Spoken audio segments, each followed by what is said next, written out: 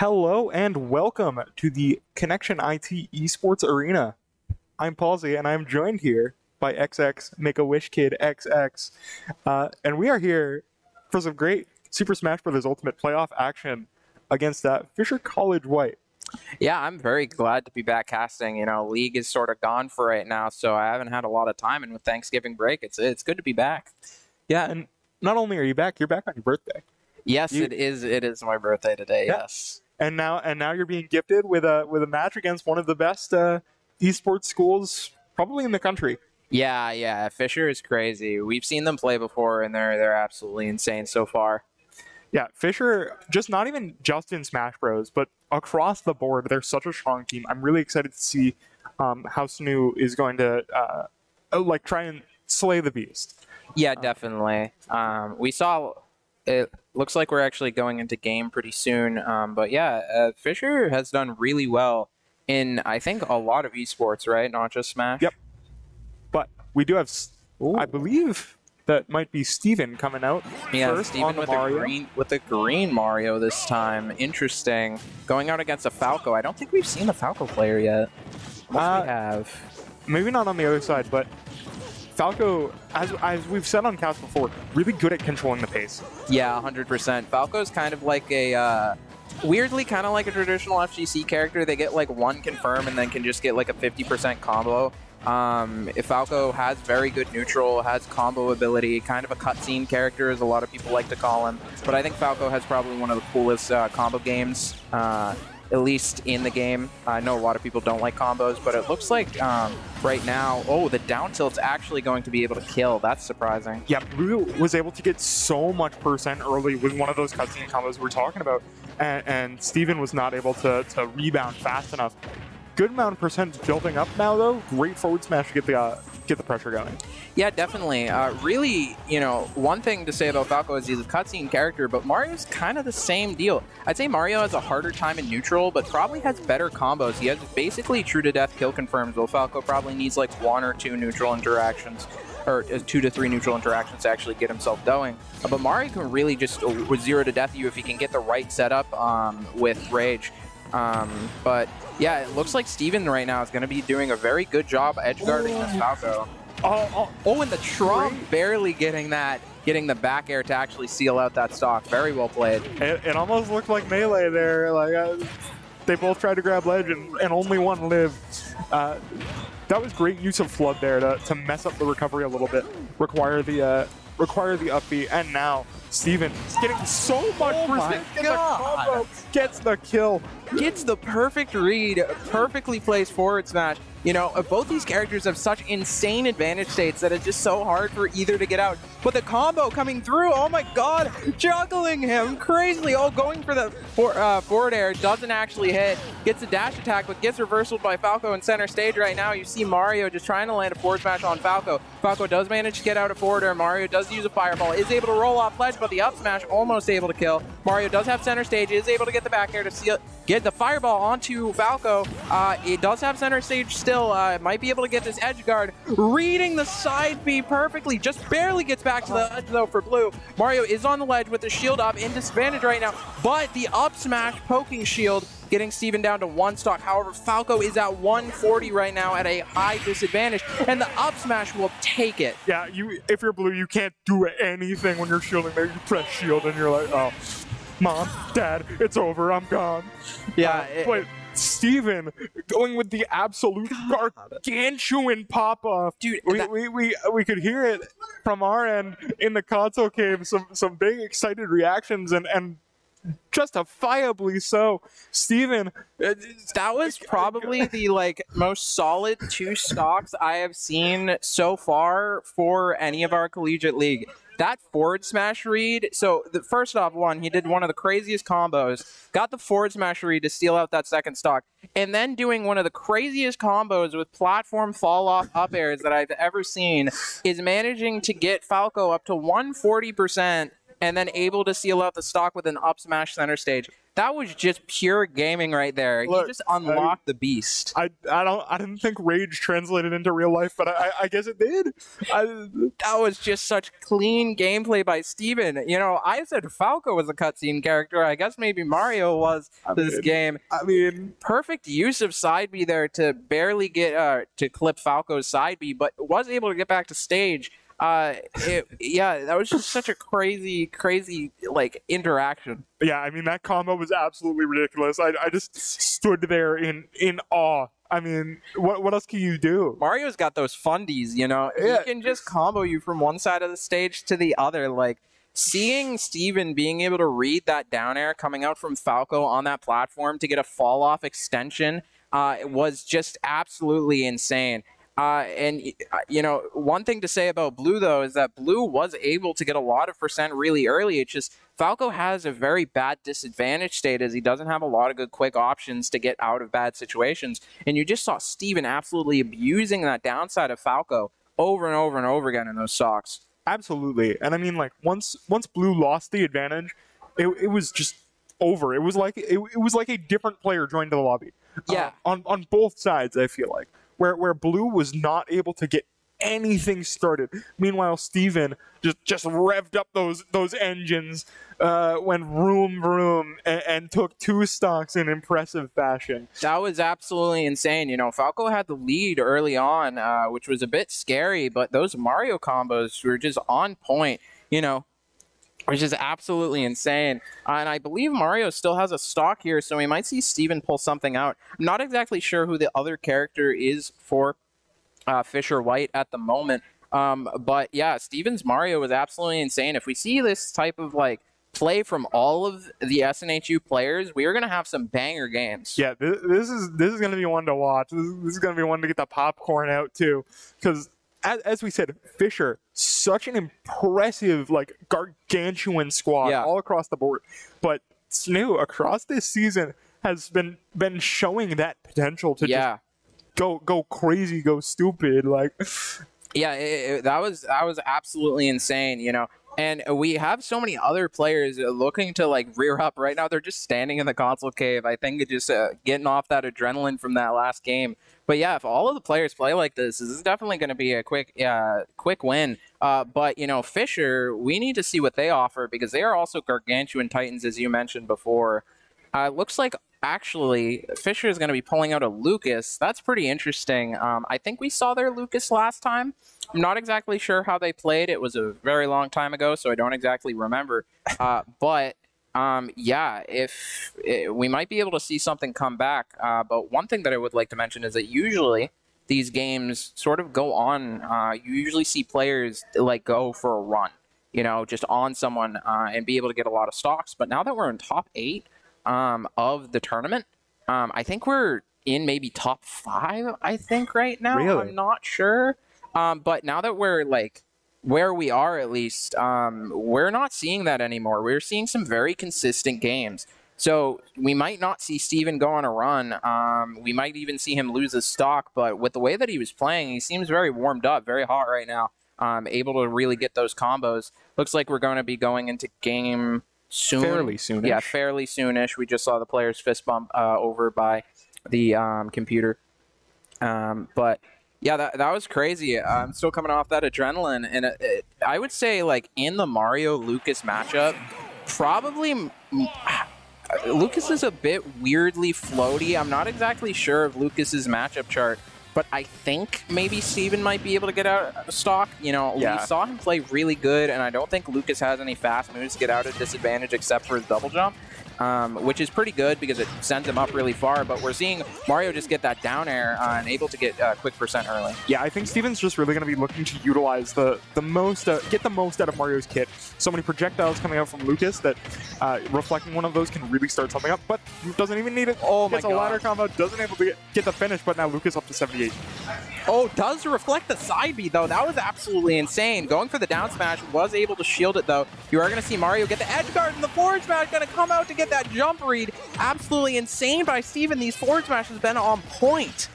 Steven, absolutely sick with it right now. Going nasty. taking a lot of damage right now, but gets that stock, which is the big important thing that he was probably looking for going into this match.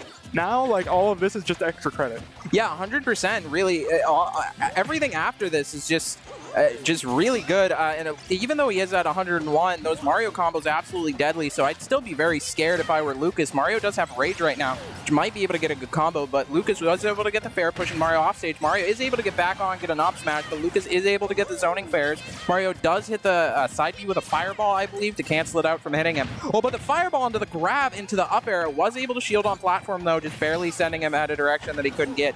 A get-up attack, stopping Mario from getting a forward smash there. But the down tilt trades, looks like Mario's trying to go for something. Forward smash, trying to read an air dodge at center stage, wasn't able to work. Looks like Mario's going to go off. Lucas got a down tilt, though. Mario is on ledge, wasn't able to roll off, got hit by a dash attack. Mario is able to get an up air and secure center stage once more, but he is sort of waiting on platform, really just trying to get Lucas to do anything to get him in disadvantage. And Mario just, they're playing footsies right now, back and forth and back and forth. The Nair barely missing the forward smash, sending at the wrong angle. Oh, but they clashed and the forward tilt came out. The fireball is able to take it. Oh, no, Lucas is able to grab Steven, though. That's unfortunate.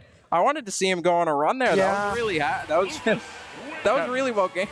That was so well played by Steven. Like we said, just getting that stock is so huge, and anything more would have been just like the cherry on top.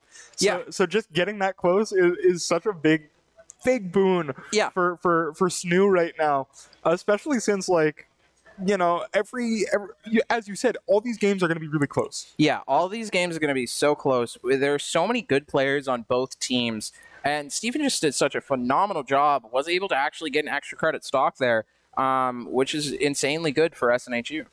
Yeah, I think the funny thing that I noticed there was, especially at the end, for so long, Lucas was kind of fishing for that kill move and just couldn't find it. I think at that point, like probably 30 seconds into that, you have to start like, am I going to find it? Where is it? Where is it?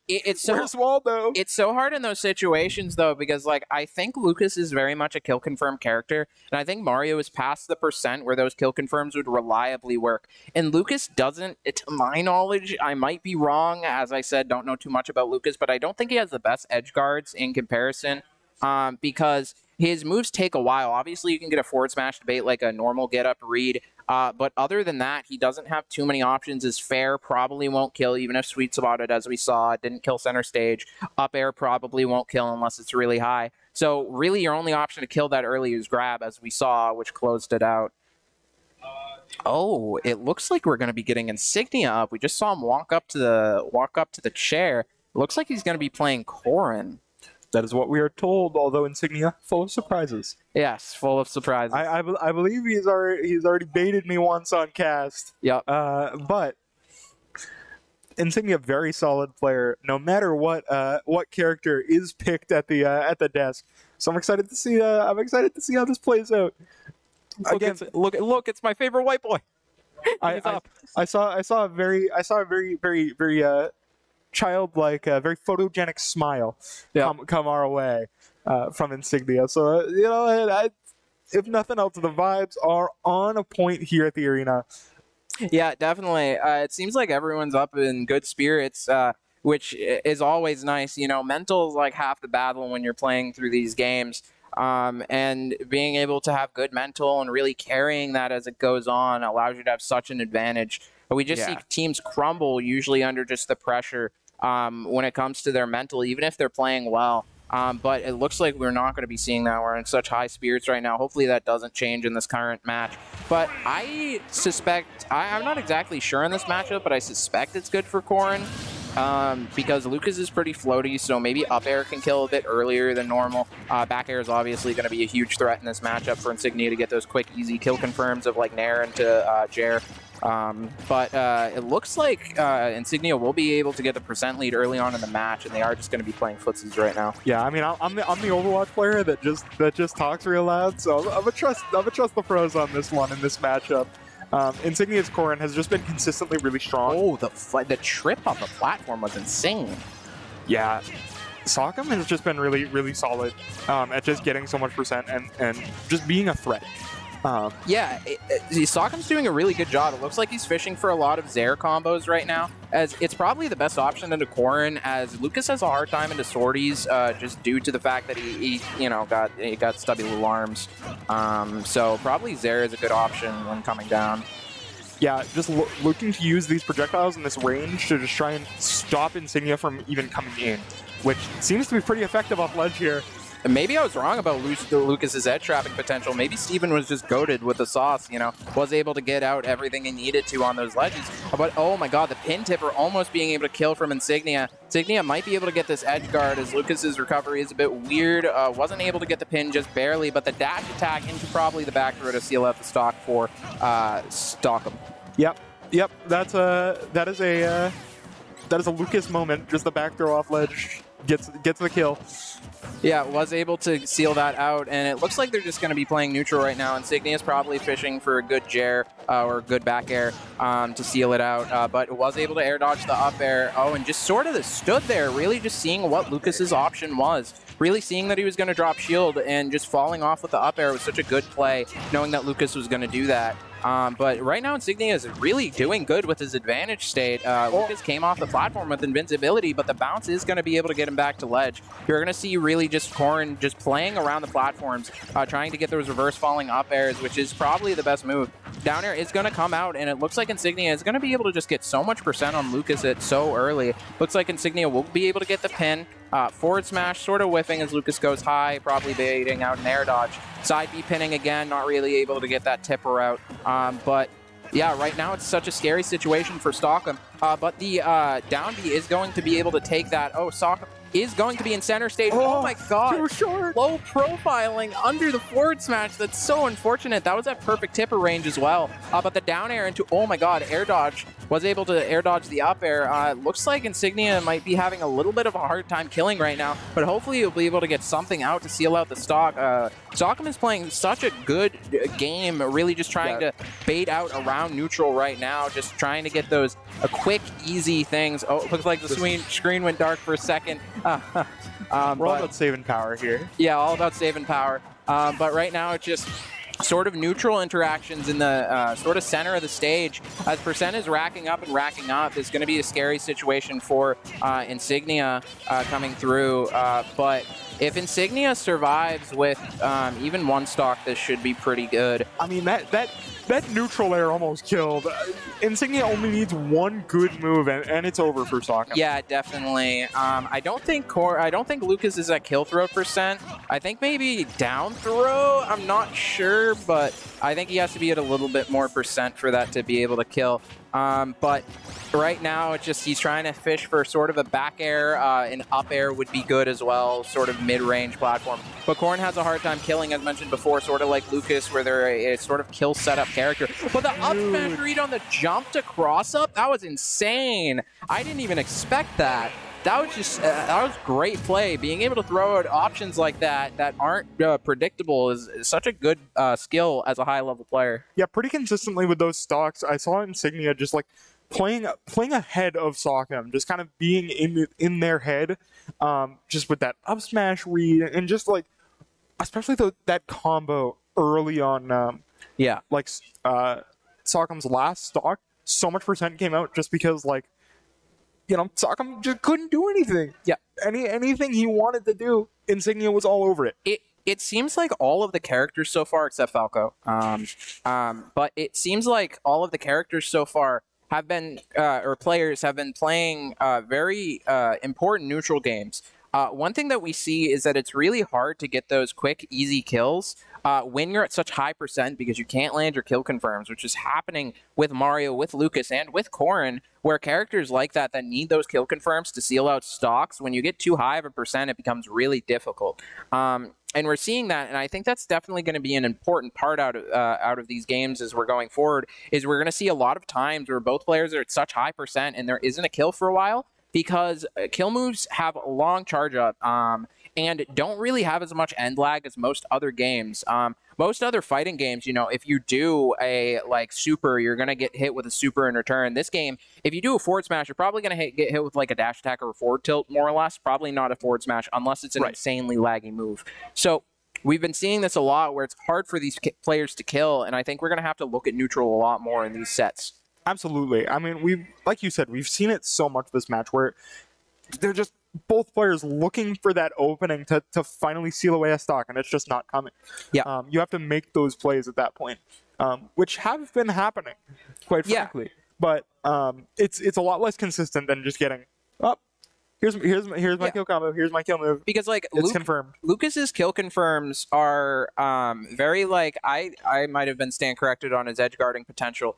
I think Lucas might have a better edge guard than I said originally. But yeah, it seems like Lucas's kills really are just being able to go off stage, hit someone with a side B, or getting one of his throw kills at ledge, which is hard conditionally to set up. And I think that he might have some setup with fair down throw or something like that. Maybe some back air setups, but those I think are a bit more difficult to actually land in an actual game. I think those are just Twitter training mode combos that I've seen. Because you always see these combos on Twitter which will take someone across the stage, but are they practical? Who knows? Yeah, well, going into this next match, we got a Fox coming out. Speaking about combo characters, yeah. Always right on time. Yeah, caster curse, but yeah. I would say this might be a difficult game for Insignia. Insignia is really good, but the problem is that Corrin has not necessarily the best disadvantage. I think if Insignia plays around platforms well, depending on what the stage choice is, he is going to be able to avoid a lot of Fox's stuff. But really, one thing with Fox is that he doesn't necessarily have the longest combos, but what he does is he puts you into situations where you only have one or two options, and you basically need to do a 50-50 as to get out of the long train that is Fox's combo. Yeah, I mean, it's so oppressive to play into because you have to make a decision. Yeah, and making a decision is really hard and really scary. When you're in disadvantages, as you perfectly said, when you're in disadvantage, you're scared. You know, you're always going to go for the options that either rolls you out really most of the time. So you'll see like Light, one of the top level Foxes, being able to bait people because they're scared of him. And that's one of the things that you usually see of people that beat Light aren't scared of him. They aren't scared of his Fox and are able to mix up their options and be able to have composure in high stressful situations. But it might be a bit difficult for Corrin just because of the disadvantage state. They don't really have anything to get out of it as easily. Like, a couple characters that I think do well against Fox is like Diddy Kong, Snake, and Zero Suit, and Corrin doesn't have any escape options like all of those characters do. But I think that Corrin is definitely a good character at zone control and definitely has a longer range than Fox does. And if Insignia can keep Fox out, I think he should be able to seal a couple stocks. Absolutely. Going into game now, I do believe Insignia has 2 stocks, correct? Yes, Insignia does have 2 stocks. Was able to take 2 stocks for 1 off of that match. So Insignia is currently in the lead right now. Or SNHU is in the lead by stocks and by player. But yeah, it's going to be a bit difficult for Corrin to play. And if Corrin does well, I think it's very much on Insignia's part. As being a good player. But I also think Fox does better in longer matches, so maybe he's not as good in crew battles where you don't have the ability to figure out your opponent's habits. But Insignia doing a crazy combo there, was able to bait out a, I believe a button press from Fox in the air, was able to get a falling nair after that. But the pin almost clipped on that. But as we sort of see is just Fox is able to just put you on the platform and see which way you're going to go and then just up air you. Similar things happen on ground with like forward smash or dash attack. Oh my god, that actually killed. Put into the ground, pinned down, and sent flying. That's a huge stock take for Insignia. Yeah, that was actually insane. Was able to get that out. I didn't even look at Fox's percent. I was just going on about the matchup, so sorry about that. But yeah, it was a very good play by Insignia so far. Insignia taking another 70% immediately. This is not, at least how you made it sound like this matchup was going to go. Oh my god. Another stock. Was that the ground hit of that? I don't even think that was the tipper pin. That was crazy. Oh my god, Insignia is just showing absolute dominance right now. I was going on about the matchup being bad, but it might be a bit difficult. Wait a minute.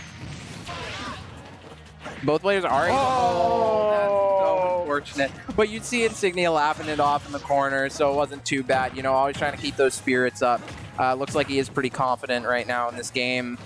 Fox is still at high percent, even though Insignia was down a stock. This is absolutely insane right now. You're going to see Insignia land a forward, or try to land a forward smash in mid. He's just trying to bait out back air right now. Is able to get the up tilt, getting Fox onto the platform, but both are able to regain center stage. It looks like Fox is going to roll behind, try to hit a dash attack. Back air not being able to land. Just sort of playing neutral right now, playing those footsie games. And it looks like Fox is out of kill percent for like down tilt Jer or something. But it looks like that up air is barely going to miss. Insignia is going to be center stage. Fox will be able to get that nair to get this crazy combo off. And it looks like, oh, who died? Oh my god. Nobody just yet. Oh. Insignia's presence has been so good. Oh, doesn't get the leg grab. Isn't able to get the up B angle. That's unfortunate. Pokemon Stadium does have weird edges, so he's probably trying to ride the edge to not get tipper from the side B, but wasn't able to get that out. Honestly, it looked like Insignia was just really dominant there. And one thing that I think I misread for the matchup was that Fox's disadvantage, even though it's kind of good, probably isn't able to get out of these situations if they just get read over and over and over again by Insignia. Being able to call out those jumps and being able to call out those nairs, because you saw Fox nair a lot trying to get those startups or dash attack, and he really only picked those 3 options. I would have liked to see Fox do some more down airs, being able to sort of bait that out, or maybe go for some more grabs, sort of mixing up the options. But Insignia was just throwing out those long hitboxes, as I mentioned before, able to zone out Fox. Yeah, I can't say for sure, but based on the level of play there from Insignia, I'd like to imagine that some VODs were found and some VODs were watched. Yeah. That looked like someone who knew what the other player was going to do was in their head the entire time. Yeah, you don't get a download like that from like one stock. That's not how that works. Really, really impressive. Always appreciate that commitment to the game, you know? Just going through, and whether it's with your team or in your spare time, looking through, trying to find those VODs, because quite frankly, as someone who has tried to look for some VODs, depending on the team you go into, they're not easy to find on their own. Yeah, that's the problem. With SNHU, we kind of put ourselves out there, so we have our players like play games a lot, so we're kind of playing at a disadvantage. I'm not sure if Fisher has a stream. Do you know about that? I'm not sure, actually. But, you know, might be able to find some stuff from tournaments. Yeah, absolutely. Yeah. Fisher is one of those colleges that does play in pretty large tournaments across the board. They have the power to do it and to compete at a really high level. And one thing with Smash, which is different than other esports, is that at least with Smash Bros, it's crew battle isn't the normal, air quote, normal way to play. This is just like the collegiate level or the high level organization. But a lot of players go to these local tournaments and are able to show off their skills on stream. So maybe something was found there. But yeah, it's more of sort of a local scene of being able to get yourself better and better, sort of like FGC, rather than like, you know, Call of Duty, Valorant, Overwatch as you play. Yeah. So yeah, it's a little bit different. It's really interesting, the dichotomy. So yeah, it looks like maybe something happened. I'm not sure if we're getting into game. Oh, we're about to. Okay, it looks like we're about to start, Insignia just said. So yeah, so one thing that I'd like to say about SNHU, oh wait, we're getting into game right now. Oh, Mewtwo coming out. That's very interesting. I don't know how Insignia is going to fare. I think probably a bit well, but he is only at 1 stock. I'm not sure about the Mewtwo pick. I think the Mewtwo was pretty good last time we saw. Yeah, I mean, at this point, you have no like other options. You're already locked into this realistically, as far as I'm aware. So this might just end up with one of those things where like, well, this is what we got. Like you said, Insignia only with 1 stock, so just like taking a stock at all for Insignia is gonna be a dub. Yeah, but he is already at 64. Yeah, Ray has been really strong at the start of this game, just finding the advantage and pressing it. Yeah, 100%. Really just able to zone out Insignia. Oh my god, the down B almost actually landed. Looks like Insignia is having a hard time to really get in. I think Mewtwo's probably a better zoner than Corrin is. Even though Corrin has long hitboxes, Mewtwo has this big long tail, which can get hit though. It is a hurt box as well, so that's the downside. But looks like Insignia is playing more passive sort of towards the second half of this stock. Is able to get up a decent amount of percent with a lot of tilts. Are really just trying to get something, but is able to read the up B to center stage, which I believe Mewtwo does a decent amount. I see a lot of Mewtwo's do that online and just in tournament as well. Both players are at like even percent now, roughly, so this is a bit scary of a situation. Oh my god, wasn't able to get grabbed perfectly, got hit by that. Oh, but the up air in the... must have been like a mix-up DI or something. Probably wasn't expecting the up air to come out, maybe like a fair or something, but Insignia was able to get that. He kind of just shrugged in the camera as we saw down bottom. Yeah, again, this is the same situation as with Steven's game. Anything past this is just like icing on the cake. Yeah. This is such a good situation for Insignia right now, and for SNHU as a whole. Yeah, 100%. Also, I think this is Fisher White's last person. Indeed it is. Fisher White with 2 stocks left in the bank, and this one is at 72%. No punish coming out on that up B, though. Oh my god. Maybe gotten a kill off that with the forward air. The forward air coming out. That's so unfortunate. You saw both players playing so passive there, you know, just the sort of stare down when Insignia pinned the ground and Mewtwo was just shielding for a while. That was oh, looks like there was a communication error right at the end of that. That's so funny. That's so stupid. Let's play my favorite game. Is it Nintendo or is it someone left the lobby? Oh, that's so silly. That was probably Nintendo, to be honest. I don't think anyone would leave the lobby in an esports game. I mean, yeah, you know, but accidents happen. That'd be poor sportsmanship, I would think. I mean, it's not even sportsmanship deal. It could have just been an accident. But I do agree. I do think it's just probably Nintendo being It's Nintendo. Yeah, no, so 100%. If it is, then we're gonna have some time to chat. Yeah, you know, chat by the. Well, not the fireside. I wish there was a fireside. Yeah, dude, it would be so cool for like Christmas if we got like a little well, we have the tree in the corner. I wonder if we could like show it somehow. Maybe just put it in the back, maybe between us or something later. Yeah, we have a Christmas tree over here. Yeah, but get some hot chocolate. Get like a TV, you know, one of those like TV screens behind us. Going over to Christmas. Yeah, over there. But yeah, maybe we can get like a TV put on the wall. You know how all those like how your mom always like bundles up on the couch with like a sweater or something and has like a fireplace on the TV playing like cheesy Christmas music. Yeah. We could get that sometime. Really, just talk about our games so far. That'd be nice. Yeah, just get nice and cozy. And anyone watching, you know, get comfy as you need. You know, pull out some popcorn because we got some more games to go. Yeah, this has been a very, very close game. Insignia kind of going on a bit of a tear there. Yeah. He was able to do a lot there. He was able to get down 2 players or 3. I think 2 players. I think 2. Yeah. Yeah, 2 players. Well, yeah, that was absolutely well done by both Insignia and Steven. Was able to just go on a tear there.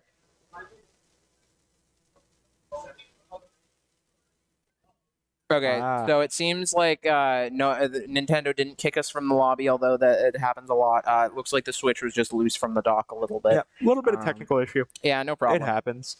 But yeah, you know, I'm very excited to be back, and you know, going into these games, you've seen some explosive sets. Really good birthday present for me as going on so far. But yeah, I think right now we're just sort of waiting in between. I'd like to see Fisher probably rearrange their team order a bit. Yeah. Most likely, I'd say we're probably going to pull out Quackers. Usually what we see is Steve in the first game, Quackers the second game. But yeah, I think it would be a bit more interesting. They have to probably predict that we're going to go Pokemon Trainer, so they probably have to pick... Ooh, what other characters does well against Pokemon Trainer? Ugh. That's a bit hard. Pokemon Trainer is just such a versatile character. Yeah. He doesn't really have any bad matchups. It's not 1 character. It's 3 characters. Yeah, it's 3 characters. All that would make it better is just bring back Rock Smash on Charizard. Yeah, I want it back. I want it back. I want for the next Smash Bros. Game them to both have separated versions of characters and the characters put together. That'd be so sick. I think that it is so cool to have just like Squirtle by himself and be really good solo Squirtle main. Or Charizard main with Rock Smash or something like that, but also have them together as well for that versatility. And I think that'd be such an interesting sort of dynamic. Yeah. The same thing with Zelda and Sheik, you know, put them back together and have another variation where they're apart, you know. Yeah. We have like fighting games where there's like 4 or 5 different versions of the same character. Well, like we have Dragon Ball FighterZ, which has like base form Goku, Super Saiyan Goku, We have Ultra Instinct Goku. We have Gogeta, which is basically just Goku. And we have 2 of those. And then we have Vegito. So yeah, do like stuff with altered versions of the characters, you know? I think that'd be awesome. Yeah, absolutely. But, you know, at the same time, it feels kind of silly complaining about character diversity in a game with, what? Yeah, What is it, like 80-something characters? Yeah, I wonder what characters are gonna get kicked out. Oh my god, did we just hear a little rumor from a birdie in our ear? Quackers is gonna be playing Pokemon Trainer, is gonna be playing Incineroar. Yeah. Right. Bro went to Alola, saw an Incin, found a shiny or something, I don't know, came back. He's on that Pokemon hype train right now. Quackers, Are you playing Incineroar? Oh my god, he is actually playing Incineroar. That's insane. That is going to be hype. I really love watching Incineroar, and, you know, you see SkyJ really be able to do a lot with Incineroar currently at the high level of Smash right now. So I'm very excited to see Quackers pull this out. This is definitely a viable character, you know, only going up as the game goes on longer. People are really figuring out how to optimize his game plan. Yeah. Well, Incineroar is like one of those characters where you can... It very simple, but very flowcharty. He really kind of just, I call it the wall strategy, where you kind of just sit still, wait for someone to approach your shield, and then you just hit them. You really just let them approach you the entire game, sitting in center stage, holding it, and I feel like that's what Incineroar does a lot. But we might see some crazy explosive plays. Pulling out the blue Incineroar, one of the best ults. I like the white and red, but yeah, I think that's just probably... the shiny form, though. Yeah. That's a little basic. Yeah, a little bit, but it looks like, oh my god, he is able to get the first hit. That's surprising, honestly. But Incineroar definitely is an interesting character, and I think this stage choice definitely lends to Incineroar a lot more. But getting the forward smash the opposite direction, trying to read that up B to center stage, which it seems like Ray does a frequent amount, is able to get back to stage, though, not able to get Cheese edge guarded early on. But the nairs are just so brutal from Mewtwo. Is able to just take someone across the stage, but they are at equal percent, and I think Quackers has only gotten, like, what, 2 hits? Yeah, something like that. Insane hits hard. Like, really hard. Really hard. Especially, like, not even with the revenge setup or anything. You just need to get, like, a hit, and suddenly, like, someone's at, what, 40%? Yeah, 100%. Up to 60. Like, look at that. With 1 grab, two little jabs. Yeah, that's 70. That's absolutely insane. Yeah. Meanwhile, Ray has been putting in so much work to get Quackers up to 120. Wait, Ray lost a stock already? Ray was down a stock going into this game. Oh, down a stock going into this game. Oh, yeah, I forgot. Yeah, we're not into the second match. My brain just dying.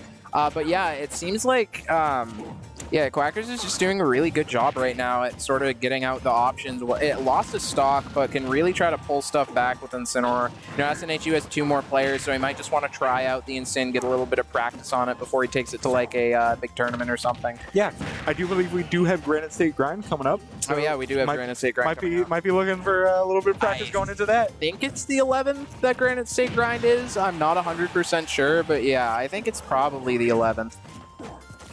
Yeah, we just heard from production it is the 11th. Is able to get the side B at center stage and is able to just hit him over the head.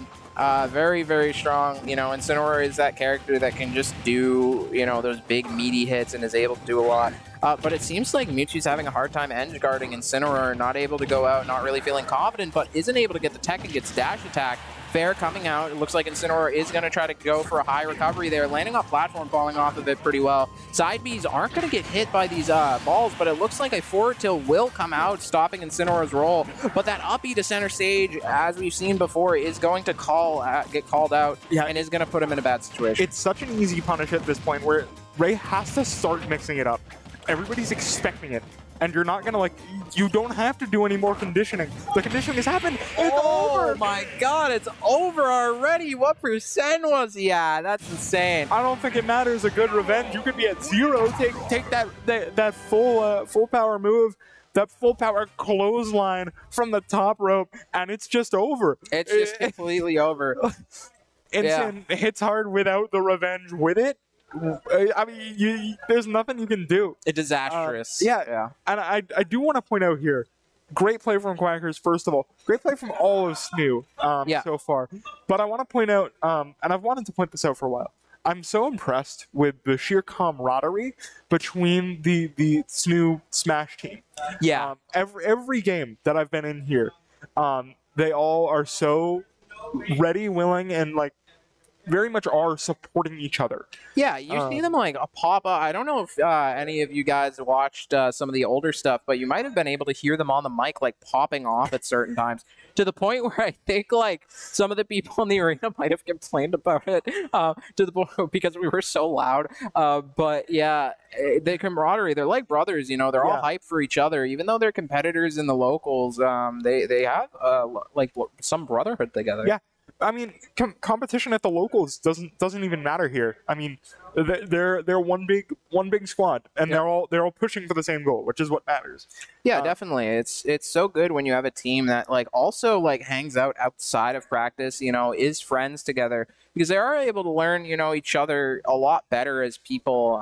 And I think that's what's happened with this team. Yeah, one of the things I've learned, which as an Overwatch player, as a esports viewer in general, it's those teams that have that connection, that synchronicity, that succeed. You could have the best players in the world, but if there's strife, that's gonna move them down. Yeah, 100%. Like in a skill level thing. Not saying anything about Fisher, but I think this squad is unique in just how much they support each other. Yeah, I don't even think Fisher could be like, we have no clue about Fisher's ongoings, but it just like our Smash team is just so close to each other. Like they're just palling around right now, just joking with each other outside of the game. Like spirits are so high, you know. You saw Insignia go like, oh well, I lost the sock, sad, you know, and the corner wasn't you know, angry about it. They're taking it in a sort of a competitive sense. They're obviously not cocky about it, but they're taking in such a lighthearted aspect because they see the fun in this, you know. It is not a job for them. It is just what they do for fun. Yeah, they're letting their mentals be good. Which not only is the healthy decision to make, but it's the decision that's going to win you games. Yeah, 100%. And that's really what you're going to want to do as a team in general. It's sort of the best strategy. Yeah, I mean, and as we've seen across this this semester, great vibes, great skill, just great everything leads to a great run. And up one game against Fisher. Yeah, that's really good. Can't ask for much more than that, other than the title right now, mailed to your door, next day delivery. But I don't think that's particularly feasible. So they're going to have to take the game on Fisher right now and see where they can go from here. Yeah, definitely. And speaking from Fisher's side, because obviously, you know, us as casters, we should be unbiased, but, you know, we're SNHU casters. We're, you know, we got the team right next to us, kind of hard not to be. But for Fisher's side, we're seeing a lot of good play from them, you know.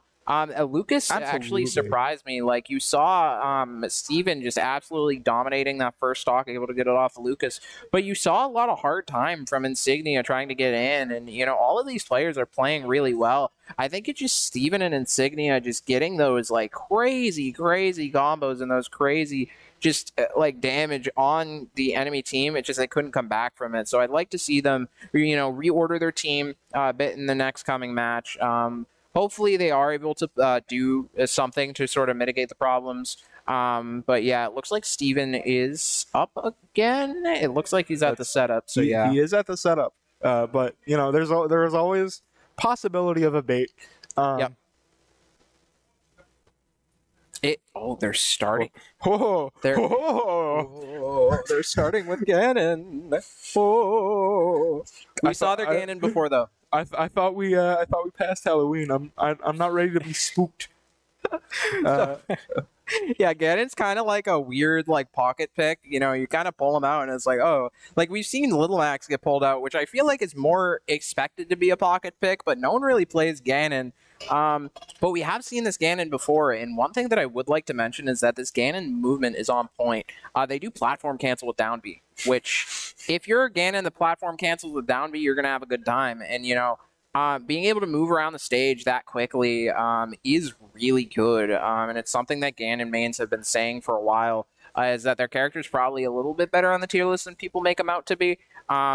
which is still hard to say because their moves come out like frame, like 7. 400. Yeah, it's hard, but we saw them really like absolutely sauce on a couple of our players earlier with this Ganon pick, and it looks like they do send JD out first and playing this Ganon. So hopefully, you know, we will see Steven do some, you know, a famed Mario combos on Ganon, even a big body. But as we saw, like, this Ganon's just absolutely cracked. Is able to just get 80% already, reading Insignia's not being able to attack there, and just gets the down air. Yeah, that was scary, and the fair might have killed. Like, actually, this is such a hard situation because Ganon just hits so hard. Really one of those characters like Incineroar, but it looks like one of those a famed Mario combos into the spike. It's sick. Steven read the air dodge and went for the ladder combo into the forward air and off stage. Not even phased in the caster cam, just went like, I don't care about it too much. Yeah. Meanwhile, the rest of his team is absolutely popping off. We're going nuts.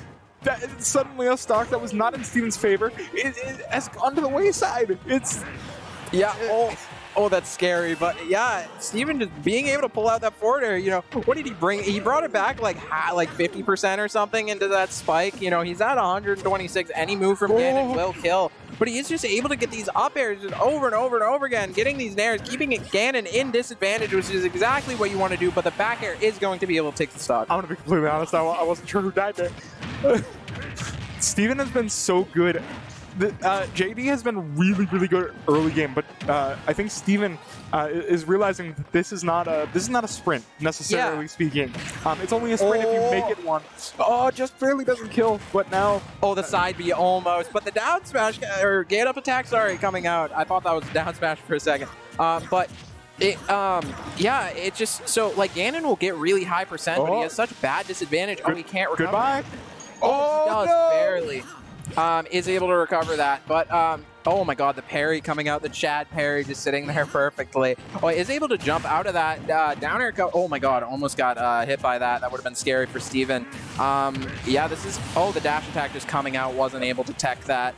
So sad, but it looks like any move from Mario will kill right now. 160 basically on Ganon, a back air, anything. No way! That's so unfortunate. The cheese coming out, the Ganon cheese. Oh, that's so sad. Yeah, it's unfortunate, but you can rest easy. You say no one. Well, boys, took the stock.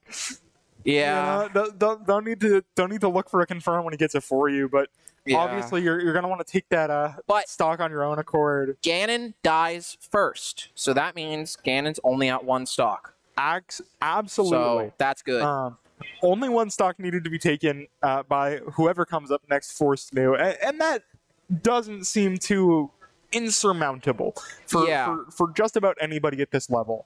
Yeah, it's definitely going to be hard, though, because I feel like whoever gets advantage sort of keeps it for a while, unless you have one of those star players come up, but it looks like we're getting Rotten Lunch coming up. Rotten Lunch plays both Ike, Cloud, and Ridley. I weirdly have this vague memory of him saying he's picking up another character, but that might be Cruss. I'm not sure. All right, you're spouting a lot of words with a lot of rumors. Spreading rumors on cast. What is this? Yeah, well, it's what I do. It looks like Rotten Lunch will be playing Ridley from what we're hearing from production, which Ridley into Ganon, honestly, is pretty interesting, you know. We just saw Ridley get a bit more light in the sun due to the Jaden Animations Ridley Only tournament that happened recently. Funniest thing I've seen, Ridley Only. Yeah, that was very interesting. So we're gonna see Rotten Lunch probably take some crazy stocks here. He's one of our best players on SNHU Blue. You know, everyone on this team is just so good. Yeah, I mean, so good. There are some teams where like. You can point at them and say, yeah, they're the carry. They're the one that like once we like destroy, we win. Like it doesn't matter. We could be like last player, but as long as that player goes down, we win. Yeah, like we saw that in the other game with that K rule. I think the last game we played, it was a K rule that just like absolutely got some like crazy wacky moves landed on Insignia. Insignia DI'd wrong twice, and then Insignia just came back with that vengeance. And once we took him out, it was kind of a sweep from there. Yeah, but that's not what happens with SNHU. SNHU is so consistent. The peaks are high. The valleys are also high. Your team, and a lot of people will say this, is only as strong as your weakest player. Yeah, I would absolutely agree with that statement. It doesn't matter how good your best player is, but if your best player is like, one of the best in the world, eventually they're going to fall. Let's pull out a League of Legends or really any ranked game reference. For people who play Smash, this might be a bit foreign to you, but yeah, it's like having like a challenger, like Grandmaster, like Ascendant player on a team with like irons or bronzes, You're not going to be able to carry the game. Yeah. Yeah, it's going to be hard, especially versus a team of like Platinums. You're going to have a hard time as a challenger player, especially if you have that team coordination. As we see with SNHU, as you mentioned before, our players are like so intertwined and connected. They just support each other so well. Yeah. And then there's sort of out of game environment that really pushes the players forward to try to get better. Yeah, I think especially like you said, they also compete in locals, and I think that also really pushes them to improve as much as they possibly can. Well, like we heard about them like carpooling to a local together.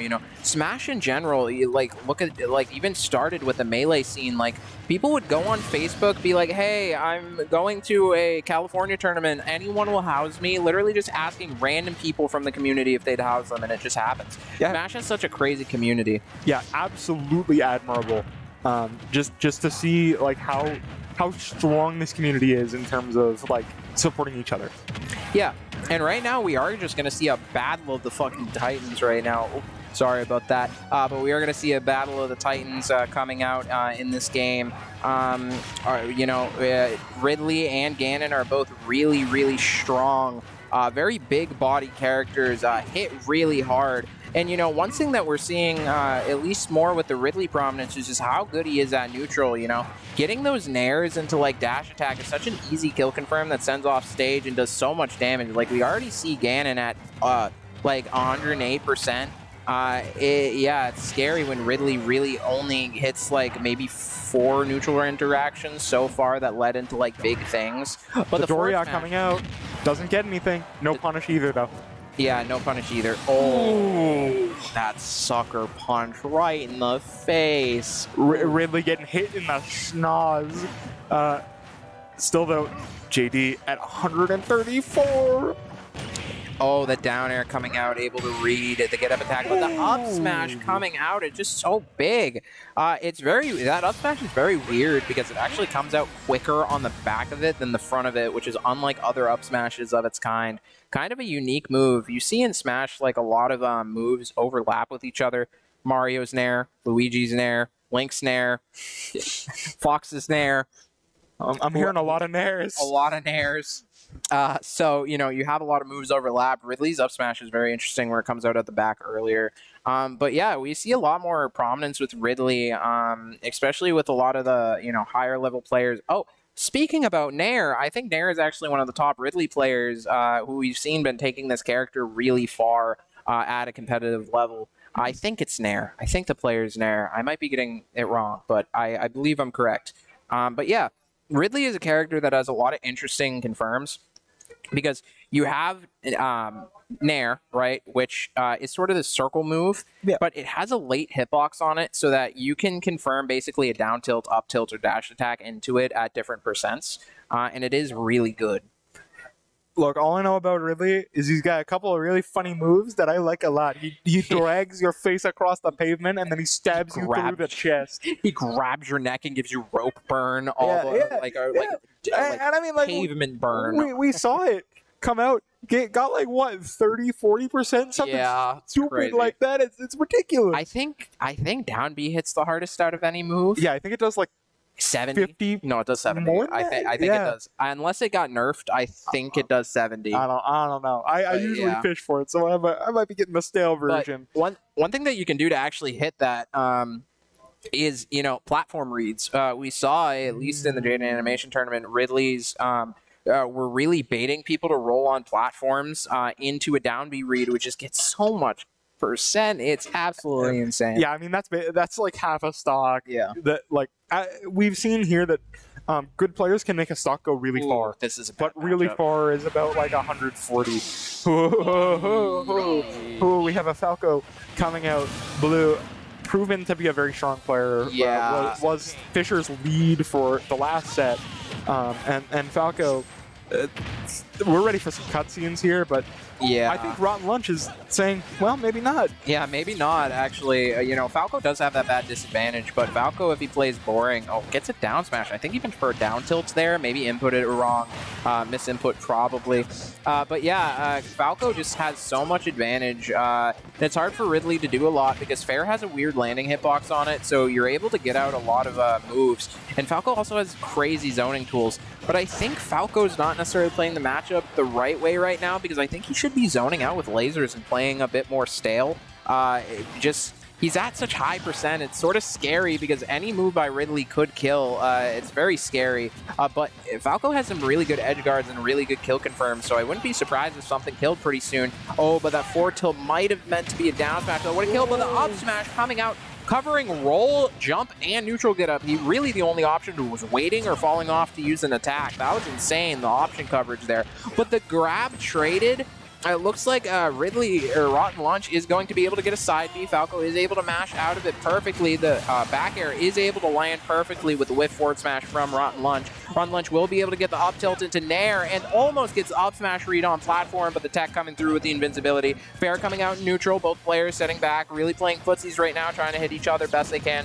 Falco zoning out with lasers, making it really hard for Ridley to approach right now. But Ridley just trying to get out those forward tilts just over and over and over again. But it's so hard to approach because you don't have those fireballs in this type of matchup right now. And it looks like Falco's just sitting at the edge of the stage the best he can. Almost goes for the double dip on the down air, but doesn't actually manage to get it. But the dash attack coming through, perfectly killing. Absolutely insane by Rotten Lunch, is able to get it out, and the dash attack being able to come out over and over and over again. You know, you see Falco playing lame, but he just got a little bored and went in and was not able to get anything off of it and just died. Very unfortunate. Yeah, Rotten Lunch playing into a really rather unfavorable matchup, but taking 2 stocks. This is as even as it came in here. Obviously, Ridley had a bit higher percent, but Ridley hit so hard that it doesn't matter. This is such a scary situation for Falco because anything could kill right now. He really just has to play boring and rack up those percents so like a back air could kill. But right now it looks like Ridley is at 120%. This is so scary, but Rotten Lunch is able to get back. Goes for the up smash, doesn't actually land it, rolls away from the Nair, just barely missing. The Fair coming out, barely hitting. Rotten Lunch is able to avoid the laser. Fair dragging across the stage, mashes out though into the jab, is able to get the jab off though. Blue is off stage. It looks like Rotten Lunch will just be trying to get back on stage as best as he can, but the Fair coming out, barely not killing. Laser coming through, making it hard for Rotten Lunch to recover. But Blue is off stage. Rotten Lunch does get back center stage right now, goes for the Nair, is able to get the Nair right now, but the forward tilt just barely killing. The huge pop-off from everyone in the arena. So huge. Rotten Lunch saying, no, this is my matchup. I am out of breath. You have been proven wrong. Caster a curse, but on the other team. I didn't think that's how that worked. Rotten Lunch just played so well. You saw him, sort of bait out a lot of Falco's options, and I feel like one of the problems with playing against Ridleys and Little Max and playing against Ganons, right, is that you don't want to respect the characters. Exactly. You want to just go in and you want to sort of brute force your way, but you really have to, and it looks like Blue was not able to do that. He wasn't able to sort of respect the character. He sat back, shot like 2 lasers, and then went in. But really just a little impatient. Which can sometimes work if you're able to get in that advantage state. But Rotten Lunch was just kind of towing the fine line where he was getting hit, but it wasn't getting hit in a way that Yeah, killable, you know? You really didn't see some crazy combos like in that first match that we saw with Blue. You know, Blue was able to get some insane stuff on Steven, but just wasn't able to pull out any of that on Ridley, which I'm surprised about. Honestly, it seemed like a couple of misinputs might have led to that. I think he was trying to go for some loops center stage with a down tilt there, but he ended up down smashing, which was a bit unfortunate. But it seemed like he just got to so high percent because he was trying to just get fairs and neutral, and he couldn't do a lot. He was just trying to sort of ram his head into a wall, and it didn't work. Yeah, and I mean, like, I get it. I know you wanna go in, you wanna go crazy, you wanna get the clip. I've heard from some of the players that they're actively fishing for clips, so I'm sure this persists across teams. You know, you gotta get on the Twitter. You gotta go Reddit famous, like whatever. But in those matchups, you need to play a little more patient, and it bit them. Now, I do believe SNHU has the lead. Yes, SNHU does have the lead, bringing it back from that Ganon match. No, we're talking about Twitter. The production just stuck their head out for right now, but yeah. Get back in your cave. Yeah. Get back in your room. But yeah, it looks like we are going to be getting into match. Mewtwo is coming out. I think that this might be a bad option. You know, I think like matchup-wise, Mewtwo probably has a good matchup, but I think with how we've been seeing Rotten Lunch play, he's just playing so hot right now that I think Ridley just hits so hard, and Mewtwo is so light that you're basically just kicking a soccer ball. Then again, Ray proven to be really solid. Yeah. Wasting no time, though. Both players going in immediately after those taunts come out. Yeah, 100%. You know, you see Rotten Lunch going a little bit early, barely actually going away from that side B, which would have been really good for Mewtwo. But it looks like both players are sort of even. Looks like Rotten Lunch might be in a little bit of a sticky situation right now. Oh my goodness. There, dragged down. He fell out of it. Oh, that's so unfortunate. Yeah, I mean, the Gimp. What can you do, though? You have one stock. Yeah. I mean, if you are SNHU, if you are Rotten Lunch in particular, you leave the desk knowing that this game is now dead even after you were down, what, 1-2 stocks? Yeah, it's now absolutely dead even right now. It's very good. You know, it's the reset. You put in your work. You did your job. Yeah, I mean, that really into Falco was just so sick. I'm still not over it. So we got Cruss. Now, speaking of Falco, we have Cruss up. You know, the cutscene king is able to play basically perfect Falco gameplay. Yeah. You know? He's able to play boring when he wants to. Man, this man has so much patience. It's unreal. So I can see him doing a lot. And I think in the last match, he was able to actually dismantle this Mewtwo pretty hard. But hopefully... Yeah. We've also seen him go on like a 12-stock run before, haven't we? I think it was a 9-stock run. I don't think we've seen any 12-stock runs so far. I feel like we have. I feel like I was there for one of those, but maybe. I don't know. I don't remember. It was close. If nothing else. My brain doesn't work like 2 weeks back, so I don't know. Me neither. But regardless of stocks taken, you know, we don't have the stats sheets. Those don't matter right now. All we do know is, and all that matters is, Cruss, very, very solid player. Oh my god, Cruss is so good at just hitting those quick, easy combo confirms.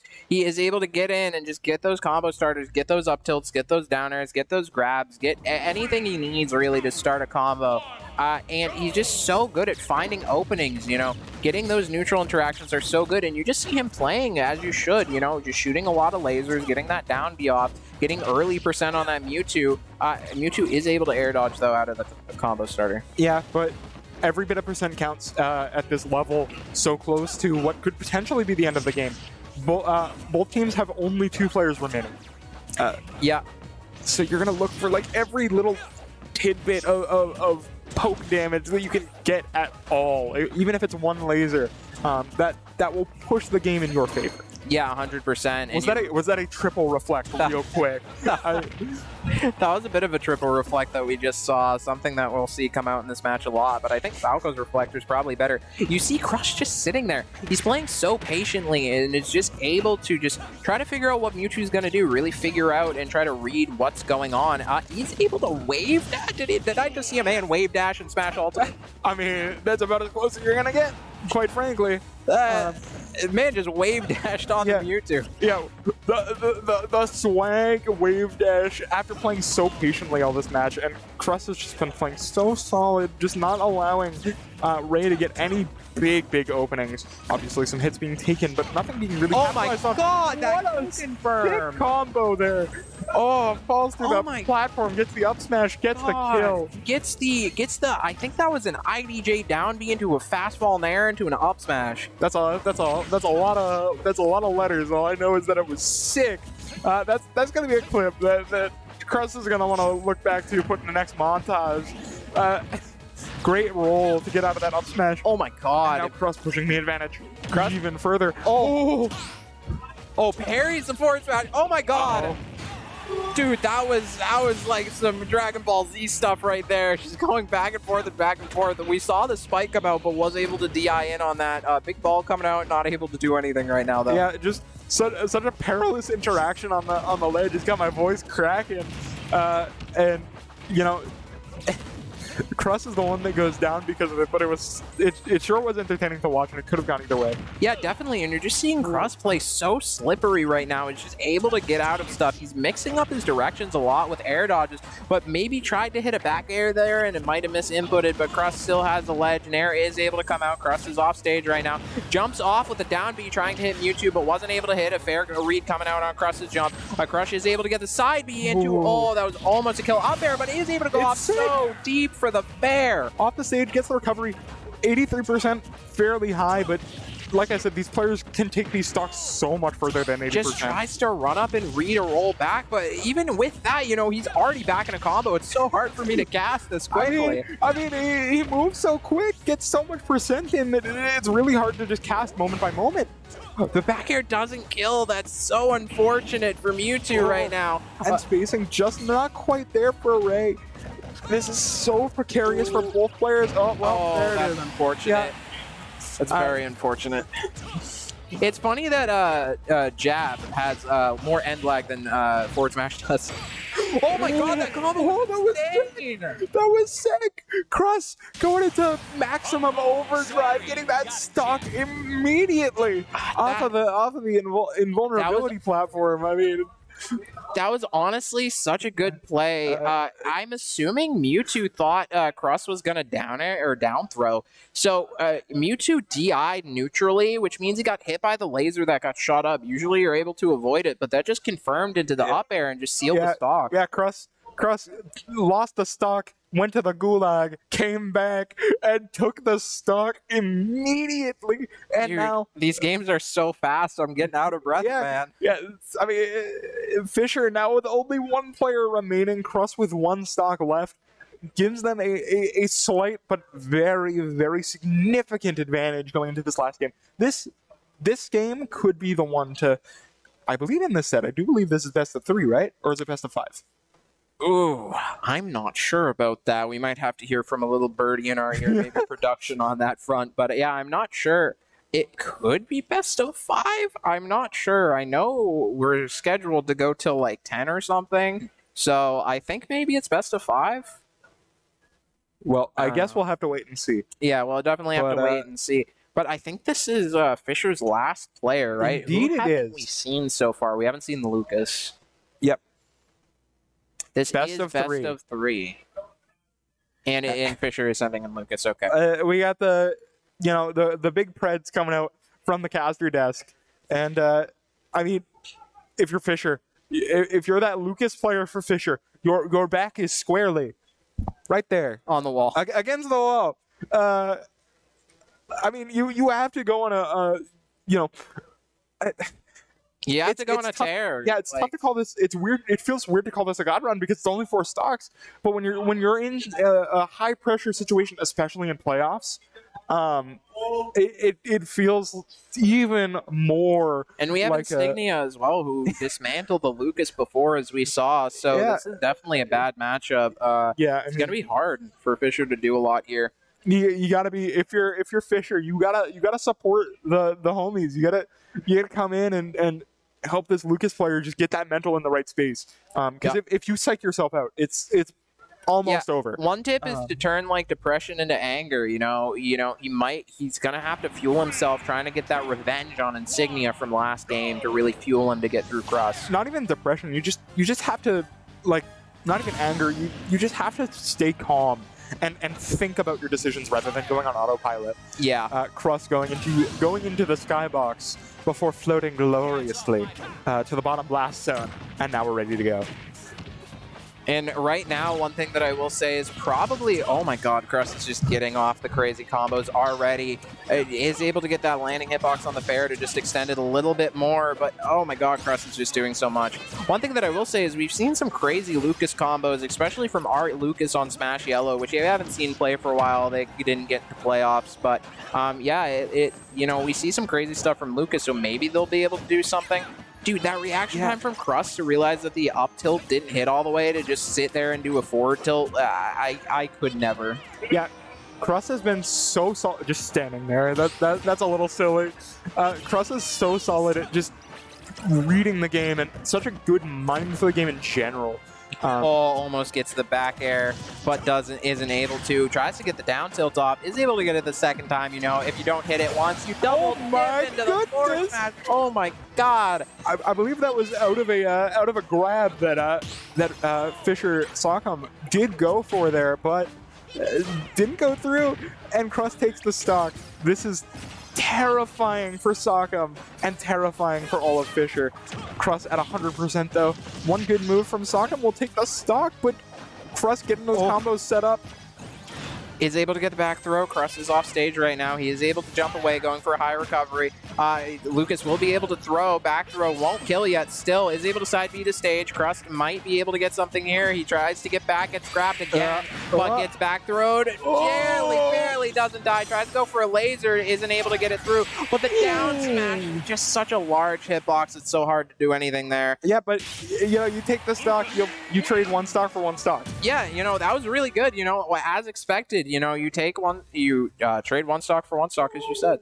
I mean, at this rate, time is of the essence for Fisher, for Sock'em, just to try and find something to turn this around and get the momentum. This might be the event that he tries to look to get the ball rolling. You have to try to fuel yourself, try to be like, oh, I lost to Insignia before, I have to beat him now, try to fuel yourself for Fisher. Yeah. But Insignia is probably confident, he beat Lucas once before, he just has to hope that the cockiness doesn't get too much to his head. Yeah, and I mean, you have to imagine too, you're up one stock.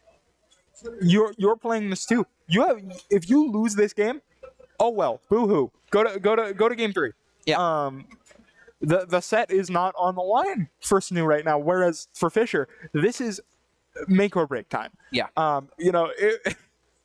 If Sock'em is able to come back and secure this run, it's big. But meanwhile, all Insignia has to do is take 2 stocks, and we are seeing Insignia come out on the Corrin yet again into this Lucas. It's a little spooky for Sock'em. It's going to be scary. We saw Corrin do so well last time into Lucas, so hopefully they'll be able to do it again. But one of the hard problems for Insignia was not being able to get those kills. It seems like Lucas is a bit more warmed up, though, and might be able to get those kills a bit earlier with grab.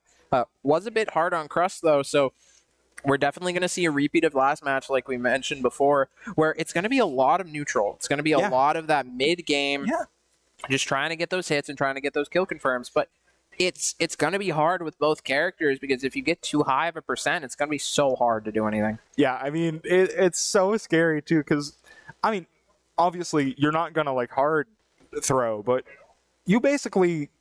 as Insignia, have a stock that you can just kind of throw away. So you can look for stuff that's a little more swaggy, a little more risky, high risk, high reward plays on that extra stock that you have, if you are so inclined. Yeah, definitely. One thing too, I would be scared of with Lucas is I'd say play a lot more safe. You know, just have to play like your life is on the line because it really is. Yeah, I mean this is the playoff run for Fisher White. He win now.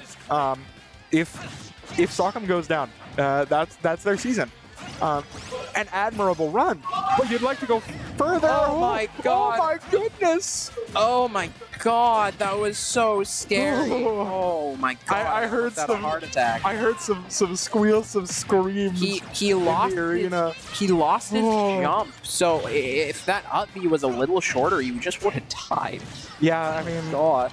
You know. When I said that you have a stock that you can basically throw away, I did not mean like that. Yeah, definitely not. Which is why I'm glad that Insignia made it back to stage, I suppose.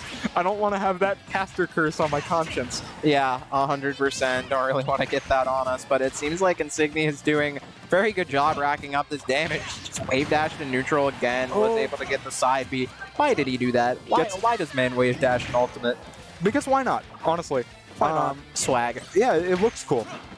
Ooh, great spot dodge, I believe that was. Really, it's going to be hard for Insignia to close this out just because a lot of the kill moves are tippers that are so, like, positionally interesting. One thing that's hard, though, is that Lucas has very weird double jump and has very weird movement in general. So it's going to be a bit hard to really get any of these back airs, forward smashes, side Bs, really the big kill options that you want. Yeah, those forward airs from Sockham have been coming in so clutch, just putting in so much pressure onto Insignia. Now both players at about equal percent by about 2%, but Sockham off stage. This is that risky play that you want to go for. Oh, it just Lucas is so short, but is able to trade out with a fair. Is able to get the stock out with that side B. Very well played by Insignia. Yeah, this is huge. Insignia at 138.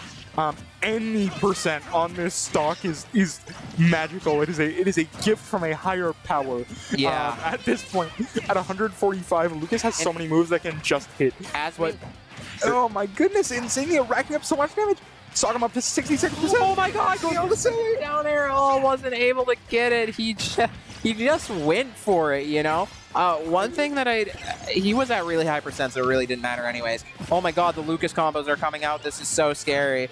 But yeah, one thing as I mentioned before is that, you know, it's really whoever gets that first kill at that high percent range where they're just fishing for something. I feel like both characters is kind of just to, you know, end of the game where you're really just looking for something like that. But Insignia is doing a good job just racking up that percent, getting the reads on Lucas. The forward smash does come out, isn't able to tip her, but Lucas is going to be able to get back with the tether grab. Insignia is going to up be predicting it was going to go off stage, but actually didn't. Looks like Insignia tries to go for forward smash in center stage. Lucas just outspaces it and shields it anyways just for safety. Looks like, oh, he will be able to get hit by the down smash. Such a powerful move in Lucas's toolkit. One stock to one stock. Sockham with 96%, but it hasn't stopped him in the past. Sockham's so good at racking up these combos. Insignia has to look for something big. Yeah, he has to look for something big right now. Able to get the back air to send Lucas off stage right now, but is able to get it shielded again. Oh, goes for the side B, isn't able to get the tipper, but the up air hitting off ledge. Insignia is going to be able to get back center stage, but Sockham is also in center stage. Gets the pin. There it is. And the pop-off coming out from Insignia's teammates, signaling the win for SNHU Blue, taking the series against Fisher White. Yet again, Fisher, one of those schools that you have to be a little scared of as a collegiate org. And SNHU has slayed the beast, so to say. Yep. Going yet further in this playoff run. It was just very well played all around. You know, SNHU did such a good job at just being able to get those good reads and continue their advantage a lot farther, and that can just happen sometimes. Yeah, and this is not to discount the skill and individual talent of those on Fisher, because they played very, very well too. There were a lot of times where that match could have gone either way. Quite frankly, 100%. And at this level, that's where you're going to see a lot. Which is so exciting as a caster, as a spectator. Those are the matches you want to see. Yeah, you want to see those really close games, but really the players don't. They kind of just want to go on a tear. Yeah. You just want to go 12 stocks 0 and just leave and then get your title, go home. Yeah. But as a spectator, as a different interested party. I'm glad that was able to go a little close, Yeah, definitely. I think little bit of a nail biter. I think it's also good for the players because, you know, you don't learn a lot off those easy wins. Of course. I think this is going to do it for the end of our cast today. Stream is going to be ending. So we will see you around for other games, but Granite State Grind is going to be on the 11th, as we mentioned earlier in the stream. Yep. Yeah. Overwatch playoffs. On Thursday. Be tuned. Be tuned in. Last game, I was a participant. Oh boy, that was a bit of a banger. Yeah. If you were not watching, go check the VOD. It was. Oh, yeah. Oh my goodness, I felt like I came back from war. So you know, all of our squads here, so much talent, so much skill. It's so much fun to be a part of this incredible organization, and so happy for the Smash team to be able to make it yet further in playoffs. Congratulations. But that will be the end of our cast today, so we will see you around for other games. I believe Valorant and Overwatch are coming up. So yeah, see you around. Yeah. Peace out. Have a good night. Yeah, it looks like Steven right now is going to be doing a very good job edgeguarding this Falco. And the Trump barely getting that. Up the recovery a little bit.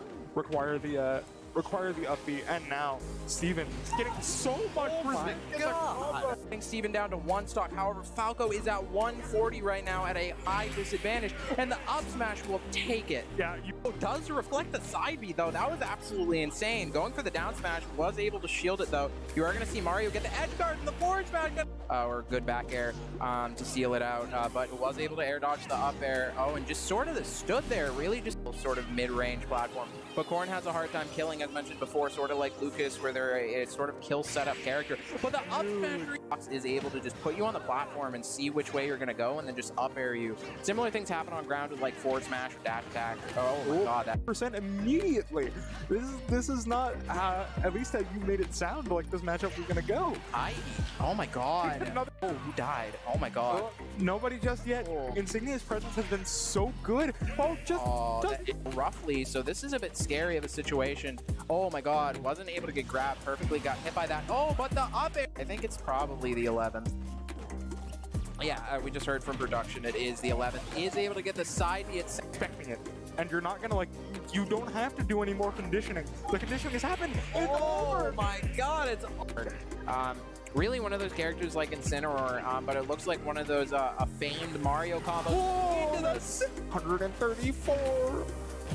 Oh, the down air coming out, able to read the get up attack, but the up smash edge guards and a really good kill confirm, so I wouldn't be surprised if something killed pretty soon. But that forward tilt might have meant to be a down smash. So what a kill, but the Falco's just sitting at the edge of the stage the best he can. Almost goes for the double dip on the down air, but doesn't actually manage to get it. But the dash attack coming through stage. Ron Lunch does get back center stage right now, goes for the nair, is able to get the nair right now, but the forward tilt just ready to get any big openings. Obviously some hits being taken, but nothing being really capitalized on. God, but wasn't able to hit. A fair read coming out on Crush's jump. Crush is able to get the side B into, that was almost a kill up there, but is it?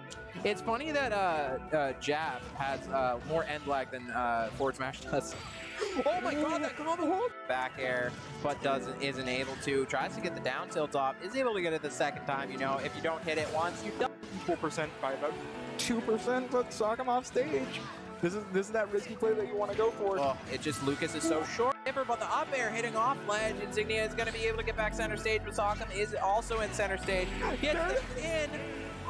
Yeah, it looks like Steven right now is going to be doing a very good job at